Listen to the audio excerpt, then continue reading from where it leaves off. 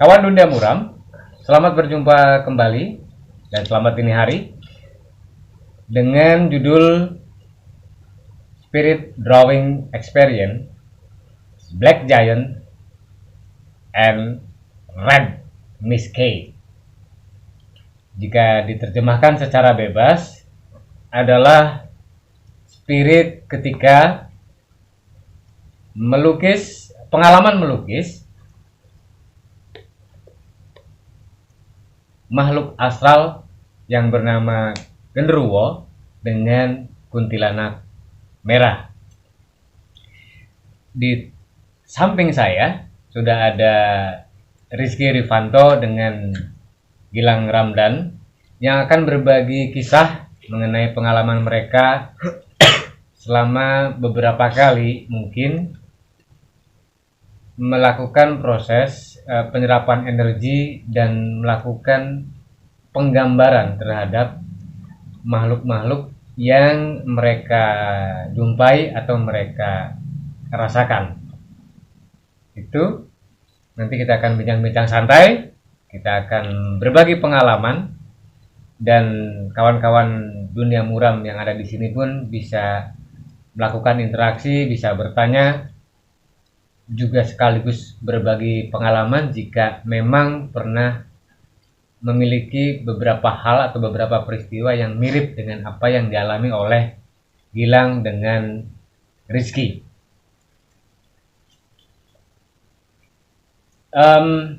Kenapa kami dini hari ini memilih dua jenis makhluk? Sederhana, karena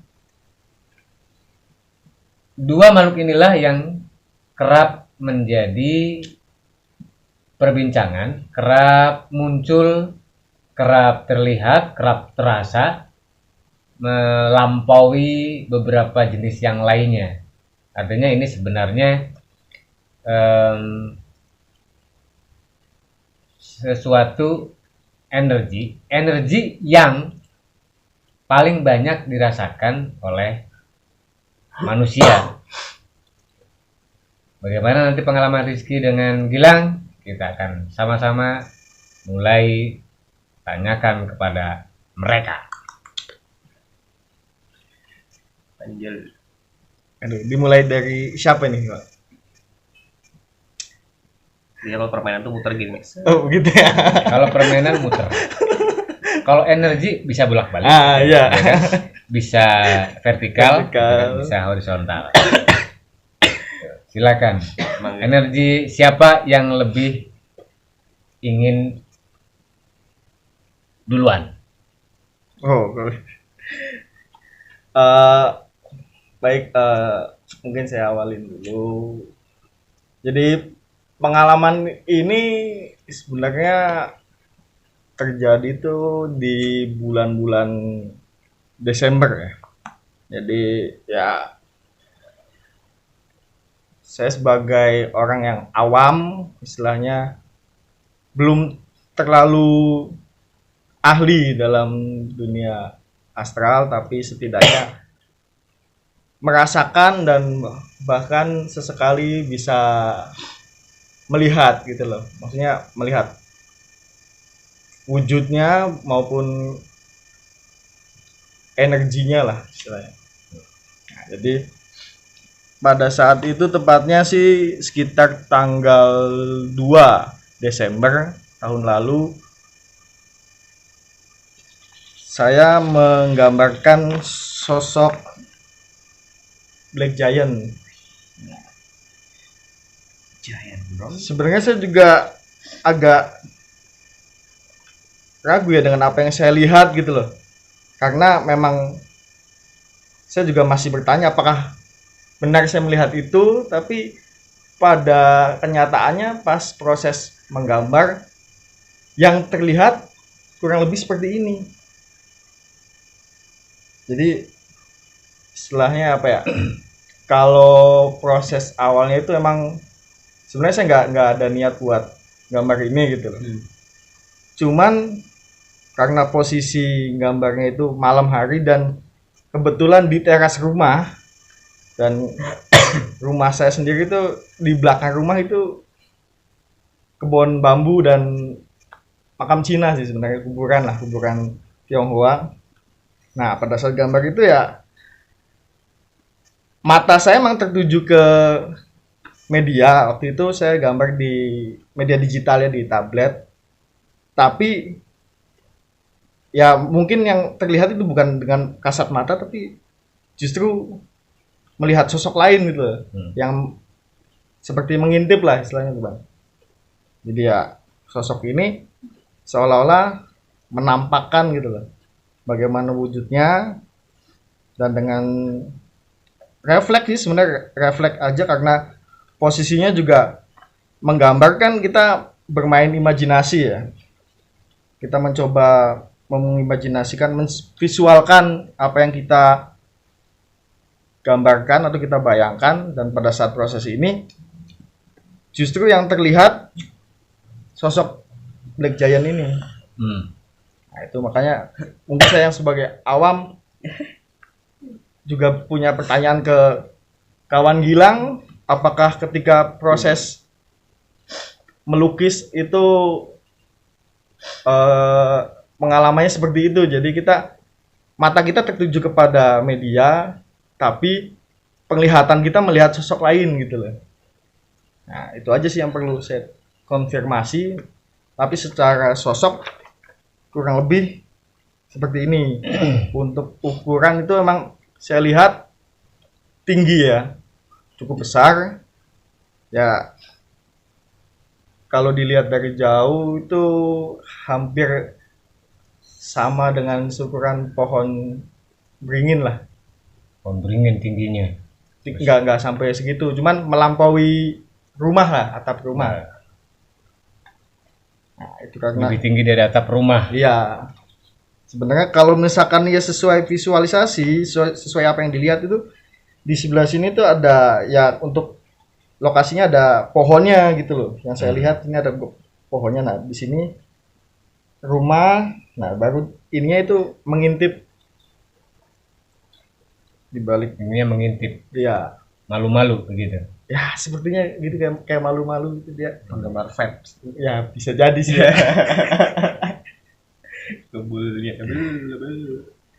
Sendirian. Ya, karena memang posisinya kan kalau malam apa ya, lebih asik untuk ngopi, untuk nge-vape lah khususnya itu di luar, karena di dalam rumah juga orang rumah ngomel-ngomel kan. Ngomel kan. Iya. Banyak asap, gitulah, ngebul segala macam. Jadi ya mau nggak mau untuk nge-vape dan aktivitas perasapan ya saya lakukan di luar rumah sambil ngisi waktu luang, gambar ya. Inilah yang apa yang dirasakan ketika bisa menangkap energi ini?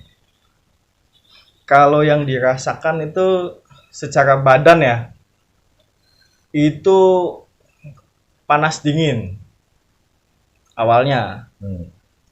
Cuman untuk perasaan takut atau gimana itu nggak ada. Jadi kayak orang panas dingin lah. Jadi antara panas dan dingin. Panas dan dingin gitu. Antara panas dan dingin. Ya paham. Ya begitulah pokoknya. Dingin. Untuk energinya mah seperti itu. Yang jelas tidak takut ya. Yang jelas tidak takut karena emang posisinya juga jauh gitu. Untuk energi besar juga ya, kalau misalkan deket mungkin akan merasakan yang lebih daripada itu. Cuman karena mungkin jauh, jadi yang terasa hanyalah ya ghost bump awal, merinding lah bahasanya, karena merinding ada R-nya. Ya, jadi ghost bump lah kita pakai istilah ghost bump. Ya itu di awal. Nah selebihnya baru suhu badan nggak stabil, panas dingin. Ada niat nggak saat itu tuh untuk lebih mendekat, untuk si objek ini diminta untuk lebih merapat gitu? Kalau niat dari objeknya, kalau dilihat dari energinya sih emang semakin lama semakin besar karena wujudnya semakin seperti solid itu loh. Karena dia digambarkan. Iya. Digambarkan. Tapi kalau untuk niatan mendekat nggak ada. Hanya saja ya itu dari awalnya seperti hologram lah. Tapi lama-lama hologram itu tuh membentuk sosok Memadat. dan memadat gitu lah. Sudah diajak dialog? Oh, kebetulan belum. Belum. Tapi tetap masih tinggal di situ ya. Satu waktu Ya. bisa diajak untuk bicara misalnya. Kayaknya sewaktu-waktu ya bisa karena setelah gambar ini ya beberapa minggu lah setelahnya itu di rumah memang tercium bau ubi atau singkong bakar gitu. Oh. Itu yang menurut masyarakat umum atau mitosnya kan identik dengan big giant singkong dan ubi bakar. Dia Itu. merapat ya. Ya, kemungkinan merapat. Kalau sudah dilukis berarti dia memang sudah punya tempat. Gitu. Ya kapan saja dia akan datang. Ya. Itu menemui salinannya. Salinannya mungkin. Menemui salinannya. Salinan. Ya mungkin bisa nanti ada teman ngopi di rumah sama teman nge-vape lah mungkin. Dia suka nggak? Belum tahu, belum dicoba. Tapi berasap sih. Belum coba saya tawarin, cuma memang posisinya bukan asap, kabut lah. Siapa tahu dia juga ternyata memegang vape, kita nggak tahu juga. Mahal juga hobinya. Iya. Mungkin dia elit lah, sedikit elit. Big J elit. Tinggalnya di Pohon Randu. Iya. Itu. Masih ada yang bisa dijelaskan tentang ini? Kalau soal gambar ini hanya itu sih yang bisa dijelasin ya, cuman ini aja karena waktunya juga cukup singkat sih.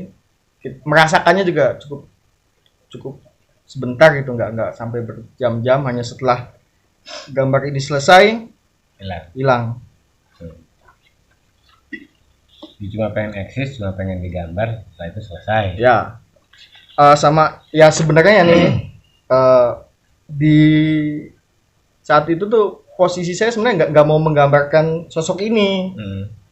Saya coba ingin menggambar cuman sosok hitam yang pernah saya temui di tempat lain.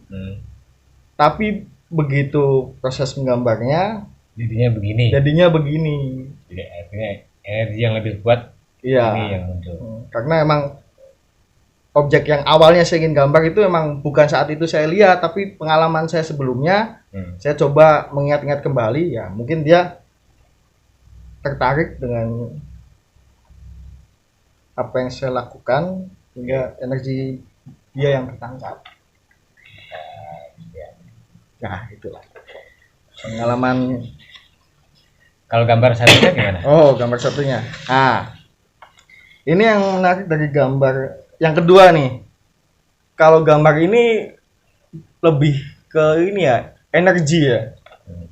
Jadi bukan sosok yang ditangkap, tapi energi yang dirasakan. Soalnya pada saat proses menggambar ini situasinya itu tanggal 4 Desember, hujan besar, hujan angin, posisi tengah malam. Nah, ini gambarnya di dalam kamar. Medianya masih sama, media digital, di tablet. Nah, sebenarnya tujuan awalnya adalah menggambarkan sosok atau objek yang sedang teriak gitu, menjerit. Jadi yang dirasakan itu seperti pilu, sedih, dan seperti berkecamuk, marah lah gitulah. Jadi sedih, marah, jadi satu. Jadi sebenarnya sosok yang sedang seolah-olah sedang berteriak gitu loh. Nah, kebetulan juga setelah ini hari berikutnya itu besok paginya di berita muncul. Jadi di Cirebon sedang dilanda hujan angin dan kebetulan ada petilasan Nyimas Gandasari yang lokasinya juga nggak jauh dari rumah. Nah, di situ ada pohon tumbang dan memakan korban jiwa gitu. Jadi ya kalau cocokologi mungkin bisa disambungkan ya, ada kesinambungan. Jadi seperti energi yang meminta tolong atau menjerit lah, entah kesakitan atau entah ada energi sosok yang ingin meminta bantuan atau sesuatu gitu. Cuman situasi saat itu energinya memang pilu bercampur marah gitu. Sehingga sosoknya ya orang berteriak sampai seperti ya kita ngeces lah, berteriak sampai keluar air liur. Kalau kepalanya sampai tidak ada batoknya itu. Nah, itu sebenarnya entah ada kejadian atau hubungannya dengan kejadian pohon tumbang itu, saya juga nggak tahu. Cuman ini tujuan awalnya emang kepala polos saja. Jadi saya cuman penambahan aksen doang nih, sebenarnya efek darah segala macam untuk kebutuhan gambar sketching. Jadi barangkali misalnya yang tertimpa pohon itu kepalanya pecah misalnya. nah, untuk itu beritanya juga belum tahu tuh saya apakah lukanya apa gitu. Cuman patah tulang, iya. Makanya ada sambungannya, korelasinya lah antara patah tulang atau ini. Cuman ya situasi saat itu emang seperti itu. Jadi antara gambar pertama dengan ini agak berbeda. Ya. Ini hasil serapan energi, ini hasil seperti menyambungkan peristiwa. Ya. Ini ketika melukis ini di mana? Di Karawang. Enggak, di posisi di Cirebon gitu. Di rumah ya. Di rumah. Berarti dekat gitu kan. Ya karena posisinya juga kan dekat kan. Saya posisi di Desa Serang, Blok Pandean. Kalau dilihat itu kita hanya berjarak sekat kuburan Tionghoa dengan aliran sungai Jamblang. Nah, setelah 200 itu meter ya. 100 atau 200 meter. 200 meter lah, sekitar segitulah. Nah, setelah itu baru ada petilasan. Jadi situasinya juga, lokasinya juga berdekatan gitu. Tuh. Jadi yang pertama adalah serapan energi. Ya. Yang kedua adalah serapan peristiwa. Oke. Itu ya. Kalau yang pertama ya bisa dibilang serapan energi. Kalau ini juga saya sebenarnya awalnya juga nggak tahu ya, hanya mencoba meneliti ya, menelaah ya, apakah benar ini serapan energi, tapi ya situasinya seperti itu gitu loh. Yang saya rasakan saat gambar, terus situasi yang terjadi setelah menggambar juga ada berita segala macam, berita duka, berita bencana gitu. Ya, bisa dipahami. Sekarang ke kawan Gilang. Iya, dengan style distorsi. Red Miskey. Apakah itu Red Miskey? Red Miskey adalah Ya, ini dia fotokopiannya. Ini karya seni lukis di kanvas dengan ukuran 180 cm kali 1,20. Cerita itu, Pak? iya. Riwayatnya seperti apa? Lukisan ini berproses di Yogyakarta tahun 2017. Dan mengapa terjadinya bentuknya seperti ini? Sebenarnya riwayat peristiwanya peristiwa pribadi ketika diri pribadi sangat takut akan cermin. Karena pernah kejadian gitu ketika dalam sebuah cermin diri kita takut dengan diri kita, dan itu yang terjadi sehingga saya terinspirasi membuat ini. Dan hubungan korelasinya dengan yang tadi antara Black Giant dan Red itu aku kurang paham, tapi selama proses penciptaan karya seni lukis ini sebenarnya ini berapa kali terjadi modifikasi yang tadinya berambut sehingga jadi botak gitu, karena dirajia sekolah kayaknya. Iya. Perempuan razia rambut. Iya, bisa begitu ya. Karena di sini terjadi sebuah hal yang kita melihat sisi lain dari diri kita sendiri. Nah itu yang berupa imajiner, yang mungkin imajiner. Nah saat itu yang terlihat itu seperti diri kita yang berambut panjang. And then gimana ceritanya? Kenapa yang hadir itu? Kenapa yang hadir ini? Karena ketakutan diri sendiri terhadap cermin kan. Iya. Tapi yang hadir ternyata jenis itu. Jenis itu. Karena saya punya riwayat ketika mungkin bisa dilihat dari beberapa lukisan saya gitu. Semua hampir berbaju merah dan semua hampir botak kepalanya. Itu ada riwayat di mana peristiwa, mungkin imajinasi pribadi, mungkin entah bagaimana terjadi, ada sebuah partner yang tercipta karena suatu keadaan gitu. Dan dia selalu stay ketika saya melukis, hingga akhirnya kayak stylist lukisan saya pun hampir menjadi sebuah gaya seperti ini semua. Dan ya thank you gitu. Ada mungkin ada inspiratif dari subjek di sekeliling kita yang sehingga pembentukan karakter itu tercipta dengan sendirinya tanpa kita buat-buat. Nah entah pengaruhnya dari psikologi perasaan, entah pengaruh dari peristiwa yang dia terkadang ya mungkin setelah kayak tadi juga kan kita ngelukis nih berkarya, tiba-tiba ada iming-iming atau ada beberapa hal yang terlihat yang nggak kita inginkan tiba-tiba terlihat. Nah itu juga terjadi di sini.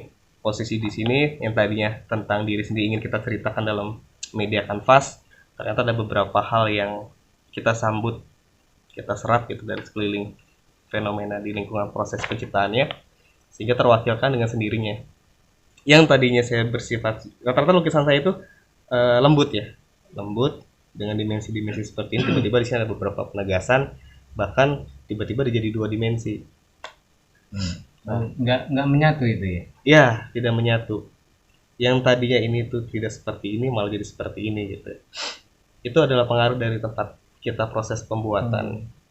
Gitu. Ada peristiwa di mana something perempuan gitu, ada perempuan yang selalu menemani dalam setiap proses pengkaryaan. Tapi perempuan itu juga kita tidak tahu ya bentuknya seperti apa, rupanya seperti apa, hanya saja dia perempuan identiknya. Dan kenapa berbaju merah? Karena spirit dari perempuan itu sangat-sangat kuat gitu, spiritnya. Sehingga terwakilkan ketika pemilihan warna. Karena dalam sebuah proses pembuatan karya seni lukis yang saya pribadi rasain, apalagi secara manual ya, menggunakan cat campuran dan lain-lain, pemilihan warna itu tidak terprediksi. Tidak terprediksi. Hingga terjadinya seperti ini pun kita tidak bisa memprediksi. Padahal sketsanya tidak seperti ini. Dan itu yang sering terjadi dalam lukisan-lukisan saya. Karena ada pengaruh subjek di lingkungan proses penciptaan menjadi seperti ini. Begini.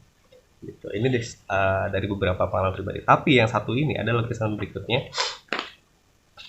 Lukisan ini terjadi karena saya menonton film Uzumaki, film Jepang tahun berapa? Bukan Naruto. Bukan. Kalau Uzumaki. Riwayat perjanjian tentang kalau Naruto nggak ruwet seperti ini. Tapi sayang lukisannya sudah tidak ada karena sudah diblok.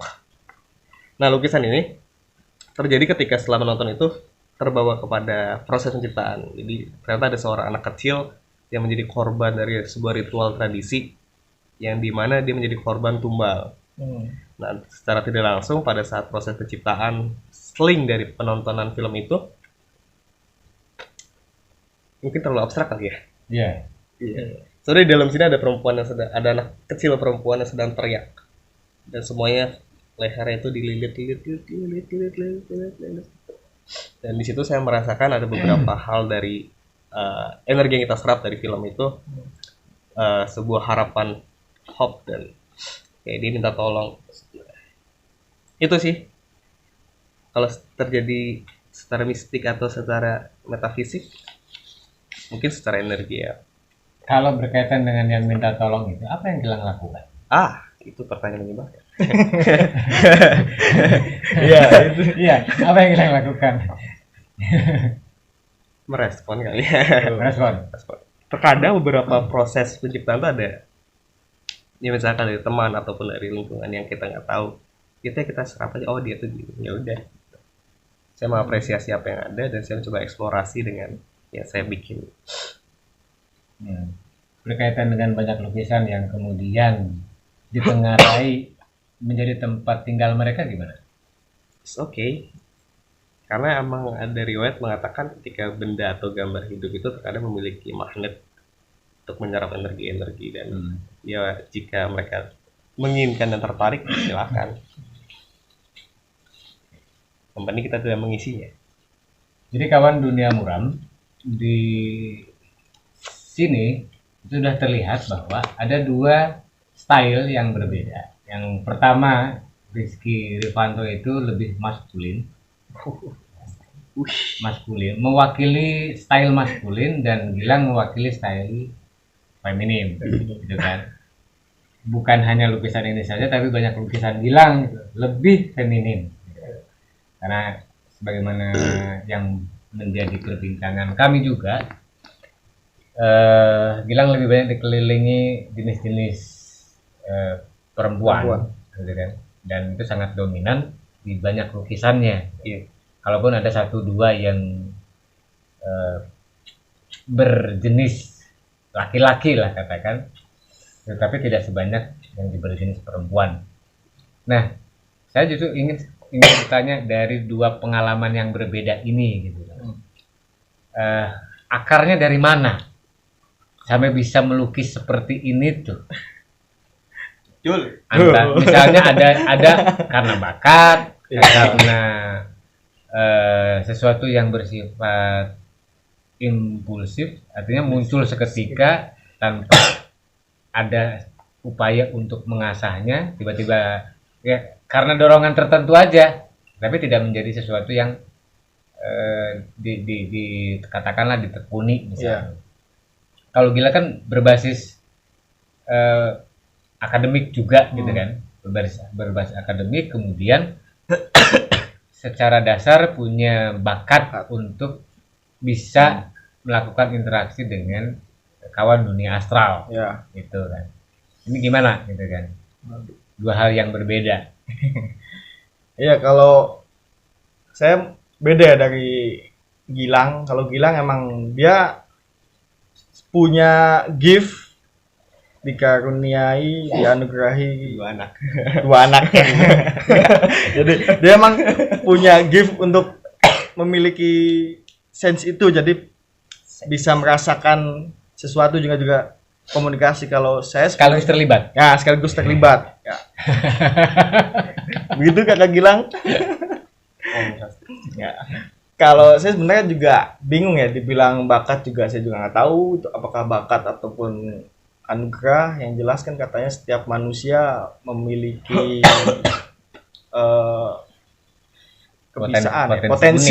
potensi untuk unik melihat hal-hal yang tidak bisa dilihat oleh orang umum ya. Kalau saya emang awal bisa merasakan dan bisa sedikit melihat lah, itu berawal dari setelah saya ikut kegiatan pencaksilat. Jadi di situ emang ada yang namanya latihan tenaga dasar, baik pernapasan maupun pernapasan segitiga itu ya. Segitiga ya. Yang jadi andalan kawan kita. Itu. Ya, itu awalnya gitu. Jadi latihan tenaga dasar dan dibarengi dengan meditasi lah istilahnya. Jadi kita dilatih juga fokus, konsentrasi, tujuannya ya tidak bukan buat kepentingan latih tanding. Jadi ketika kita berlatih, kita bisa membaca situasi lawan atau pergerakan lawan, kita mengukur kekuatan lawan juga. Ya, kita bisa lebih responsif, refleks, tujuannya mah itu. Cuman mungkin ada efek lain ya, mungkin efek ya bisa disebut Bang. Jadi ya salah satunya kita bisa lebih peka terhadap energi-energi tertentu gitu loh. Nah, itu di awalnya itu. Jadi malah sosok awal yang saya lihat itu entah saya nggak bisa tahu itu sosok apa, cuman situasinya pada saat dulu masih ya sama teman-teman mandi di sungai gitu. Kita kalau anak-anak yang bisa nyari udang lah. Kita nyari udang, posisi kebetulan itu menjelang maghrib. Yang lain masih nyari, saya udah naik ke atas permukaan air, dan di situ melihat sosok makhluk lah istilahnya. Jadi di seberang saya itu ada sebuah sosok yang saya juga nggak yakin itu ini saya lihat beneran atau emang ngayal atau emang Muncul itu bukan? atau namanya apa tuh, tapi sosoknya itu laki-laki berambut panjang, muka saya belum melihat jelas tapi rambut ya bisa bilang kayak abang begini bang. Aduh. Jangan saya. Nah bisa jadi masuk rambut bergelombang hitam legam, posisi dia bawa tongkat nih, dia bawa tongkat. Tapi yang jadi poin menarik saya adalah kalungnya dia itu tasbih, kayak tasbih putih kan gede-gede gitu. Nah, itu yang jadi hal yang bisa saya ingat tuh ya, seperti itu. Nah, itu pengalaman awal melihat ya. Kalau melihat yang lebih jelasnya, yang jelas juga itu pas sekolah di SMK, posisi sama menjelang maghrib. Nah, saat itu Yang ketika di pojokan itu. ya betul, itu bisa dibilang ya sosok perempuan lah. Yang berbaju merah. Ya, baju merah juga itu. Sampai lolos. Jadi posisi ketika menjelang maghrib kita sedang rehat latihan waktu itu musikalisasi puisi. Ketika duduk di kelas ramai itu, cuman perhatian saya tertuju di arah pintu karena lama-lama kok seperti ada energi memadat terus jadi sosok perempuan. Nah saat itulah ini kok beneran enggak ya, karena punya pengalaman pertama, jadi pengalaman yang kedua saya cukup bisa memaklumi apa memahami lah kalau mungkin itu yang disebutkan kalau makhluk astral segala macam, karena bukan pengalaman pertama. Jadi sedikit Karena bukan malam pertama ya. pengalaman pertama. Malam pertama. Aduh, kebetulan malam pertama juga saya belum pernah merasakan. Itu sensasinya karena bukan sensasi pertama kali itu merasakan, jadi saya sedikit paham bahwa itu adalah sosok lain gitu, dan memang mungkin betul-betul ada sosoknya gitulah. Itu sosok. Ya itu dua pengalaman yang Kemudian awal-awal. ini pemilihan media digital itu kan pasti ada dorongan juga gitu. Ya. Kalau Gilang memilih alat manual, ini alat digital. Gitu. Ya. Kenapa gitu? Kalau alat digital awalnya sama, saya belajar juga pakai media manual, gambar. Cuman saya pengen coba ini ya, mempelajari gimana sih kalau kita ngegambar pakai media digital. Selain itu juga emang kadang ada enaknya juga, malesnya media manual karena kita susah untuk memperbaiki sketsa yang salah kita buat atau apa. Sedangkan digital kan lebih mudah. Nah, saat itu fleksibel, kita juga bisa dibawa kemana-mana. Itu sih pemilihan digital. Ya, kalau secara feel yang media manual lebih asik gitu loh. Bukan karena takut tangannya kotor ya? Oh bukan. Itu siapa? Ada pakai gitu. Ada. Kalau Gilang sendiri gimana? Akarnya sih lebih ke arah sebagai media refleksi, Bang.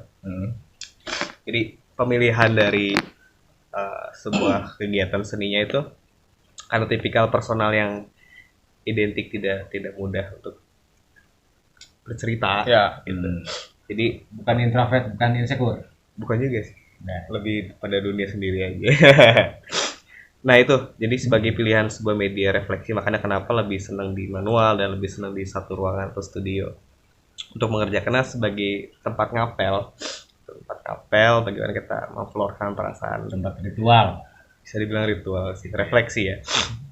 Nah itu, jadi akar dari situ, ketika segala macam problematik dalam seharian gitu kita tuangkan dalam satu ruangan, bercerita, itu lebih seru. Dan ya ini melahirkan anak-anak seperti ini kan, anak-anak seperti ini, Anak-anak ideologis. anak ideologis. Bukan anak biologis. Jadi akarnya dari situ, akarnya dari tempat refleksi ruangan kita. Nah, kalau yang tadi masalah apa Giant dan yang merah itu kan.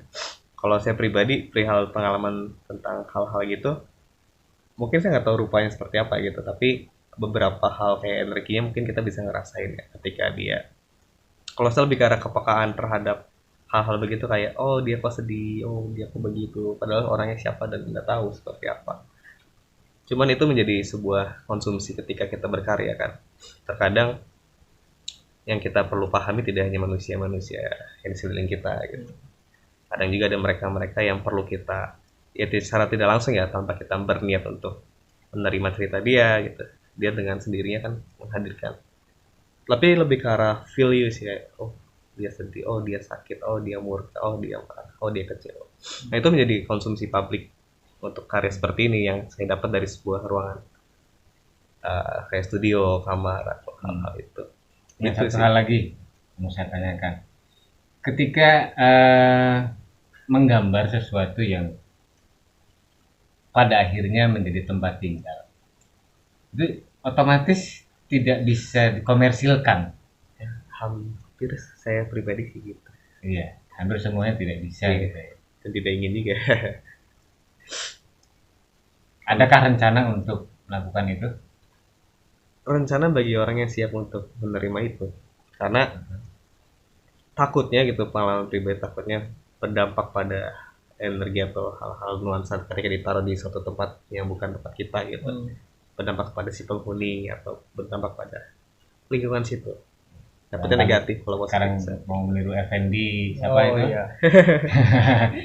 Udah ikutan NFT gitu NFT. misalnya gitu loh. Belum. Basisnya kan dari lukisan-lukisan ini. Effendi Gozali. Gozali. Gozali everyday. Iya, Gozali iya, Effendi. iya. Saya ingatnya Effendi Gozali. Apa Gitu. Baik, kawan-kawan dunia muram yang ada di sini, silakan mengajukan pertanyaan atau berbagi pengalaman barangkali punya. Silakan. Ada. Enggak. Kawan Black Mamba, kawan Snack. Ada Black Mamba, ada Black Black saja. Ada Maria. Aku Ya, silakan. Oh dari Halo, Gesek. saya Victoria. Oke. Victoria. Victoria. Dari proses yang kawan-kawan lakukan untuk melukis, adakah ritual khusus misalnya sebelum melakukan itu, sebelum menggambar gitu, atau karena sudah dapat inspirasinya, sudah dapat gagasannya, kemudian langsung coret-coret atau misalnya ada yang menggambar harus ada botol, ya botolnya di sini gitu, dipantang terus. Tapi kan Botol apa dulu? ya, tapi objeknya kan Iya. Jamu Jawa. tidak seperti itu. Iya. Jadi Gitu. ya adakah ritual atau apa gitu? Ya. Ini mandi besar. Oh, Adakah ritual khusus atau berlangsung begitu saja, atau ada konsep tapi tidak menggunakan ritual? kalau saya pribadi ya berlangsung gitu aja, karena dari dua contoh ini emang berbeda situasinya. Kalau ini emang posisi di dalam kamar, di dalam ruangan. Kalau ini kebalik, kasihan. Kalau ini emang posisi di luar. Nah biasanya kalau saya sedang berada di luar, baik ngopi ataupun nge-vape, saya dibarengi dengan ngebakar dupa.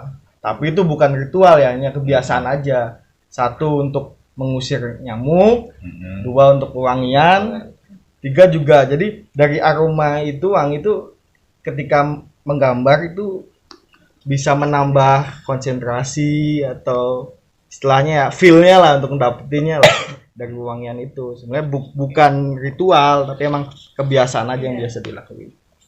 Itu kalau dari saya. Karena kebiasaan aja ya. Ya. Ya kebiasaan kalau dilakukan terus-menerus jadi ritual itu. Oh gitu. Ya. Jadi ritual. Mungkin karena memang dengan bakar dupa itu jadi ya emang mengundang energi sih. Itu juga nggak bisa dipungkiri, emang ya emang kebiasaan itu. Ya. Ya itulah. Kalau Gilang? Ada ritual Ritual atau kan? tidak, berlangsung spontan, ada konsep. Mungkin setiap harinya harus bercerita, jadi mungkin konsumsinya itu pengalaman sehari, berpetualang aja, mengalir. Journey aja ya. Journey. Mengalir. Kambang kampul. Jurnal lagi kan. Journey kan. Journey. Iya. Berpetualang. Journey. Iya. Kita akan ke Kroya lagi berarti Oh, kalau journey siap. gitu kan. Saya siap Jadi hasil perjalanan kita ke Kroya itu belum dilukis Ah iya. oleh Gilang. Karena untuk menyambungkan energinya begitu apa ya? Bahaya. Bikin trauma. Trauma. Bikin trauma gitu kan. Sampai masuk angin. Gitu. Lemak syahwat. Oh, gitu. Kata Gilang lemah syahwat. Oh, gila. Sudah. Mungkin begitu kakak. Masih ada? Barangkali kawan Panji punya pengalaman apa? Barangkali pengen bisa melihat, pengen menggambar tapi susah misalnya. Oh, pengalaman Nah, kejadian di pabrik. Cuman sayangnya nggak bisa menggambarkan. Jadi begitu lagi kerja, aku kan pengen main. Kita main Tali sepatu dilepas lagi, totali lepas lagi. usil. Terus pas kejadian lagi, saya nggak bisa gambarkan, cuma bisa ngeliat yang kejadian tangannya jempolnya kena Potong. kepotong, itu ngeri.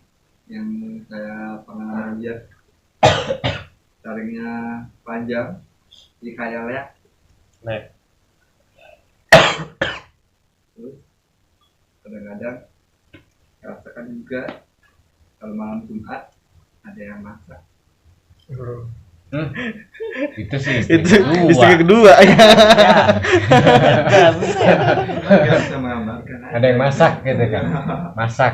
Jadi suara penggorengan gitu ya. Seng-seng. Reng, jangan-jangan tukang nasi goreng. Iya lewat. Gitu kan. Masuk pabrik itu karena nasi goreng. Dengan Di mana itu yang masak itu? Di rumah apa di Di pabrik. Oh, di pabrik. Pas jam malam ya. Berarti mantan tukang nasi goreng Ah, iya. lewat. Tapi tidak terlihat wujudnya begitu mungkin ya. Iya. Jangan-jangan yang di Jamblang itu. Oh iya. Jamblang. Ya, kawan-kawan dunia muram, kita sudah bisa memahami, bisa dari keterangan Rizky dengan Gilang bahwa pertama mereka memiliki style yang berbeda, memiliki cara ungkap yang berbeda pula, media yang berbeda, kemudian pengalaman batin yang berbeda, proses yang berbeda. Tetapi yang paling memungkinkan untuk bisa kita pahami adalah bagaimana mereka berdua bisa menyerap energi dari dunia lain, dari dunia astral, sehingga menjadi bentuk kreativitas tertentu, menjadi bentuk dan rupa yang berbeda. Kalau kita melihat misalnya lukisan Gilang itu kan mengalami banyak distorsi gitu ya. Sampai hari ini Gilang kecuali di belakang layar berani melukiskan rupa yang sesungguhnya, tetapi ketika sudah menjadi sesuatu yang menjadi konsumsi publik itu didistorsi sedemikian rupa gitu kan. Dengan banyak pertimbangan tentunya, apakah mungkin bisa jadi sebentuk penghargaan terhadap sosok yang dimaksud, atau kemudian juga bagian dari perkawanan itu sendiri, sehingga Gilang memilih untuk tidak menggambarkan wujud dan rupa aslinya. Nah kalau Rizky kan kebalikannya gitu, apa adanya seperti itu ya juga digambarkan seperti itu gitu kan. Ya ini pilihan, ini juga mungkin dorongan yang memang mengantarkan mereka untuk menuju ke sana. Gilang melakukan perkawanan, Rizky baru atau sekadar menyerap energi itu, belum sampai atau juga mungkin tidak memilih untuk melakukan perkawanan itu. Bedanya di situ. Ada yang mau ditambahkan? Barangkali keterangan saya keliru.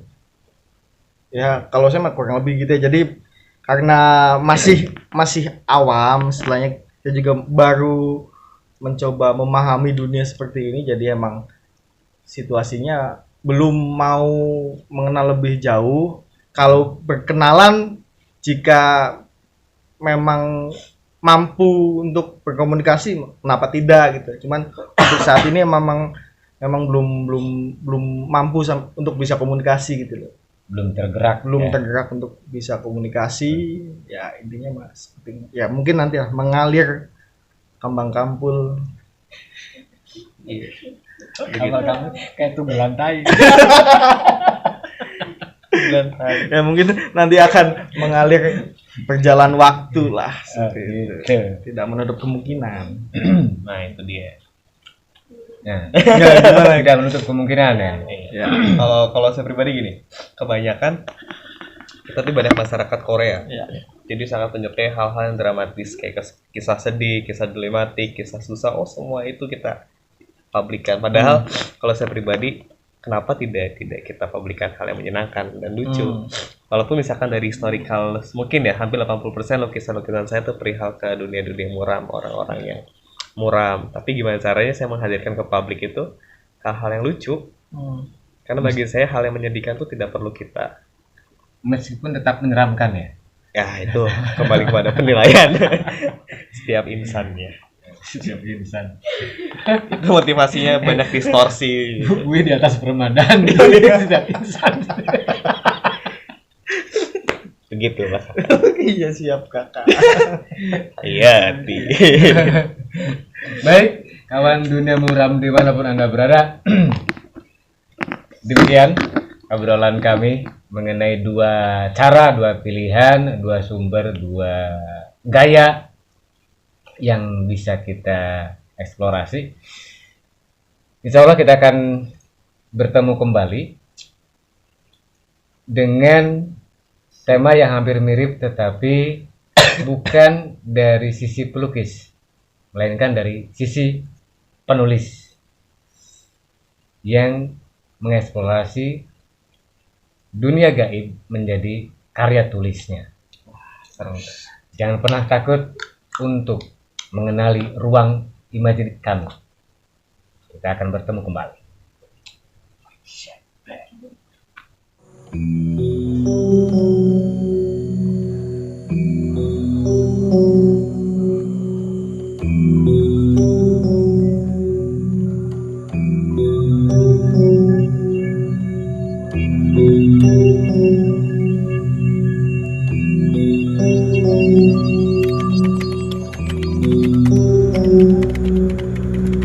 Jangan takut untuk mengenali ruang